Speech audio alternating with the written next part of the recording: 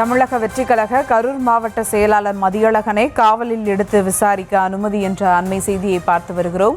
மேலும் விவரங்களோடு இணைகிறார் செய்தியாளர் பிரபாகரன். வணக்கம் பிரபாகரன், விவரங்கள். வணக்கம் மேடம்.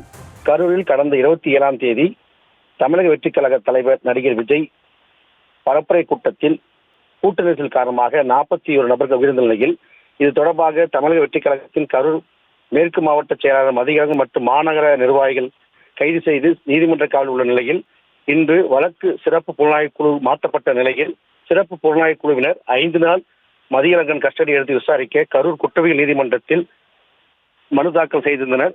இதைத் தொடர்ந்து தற்போது குற்றவியல் நீதிமன்ற நீதிபதி பரத்குமார் 2 நாள் மதியழகனை விசாரிக்க உத்தரவிட்டுள்ளார்.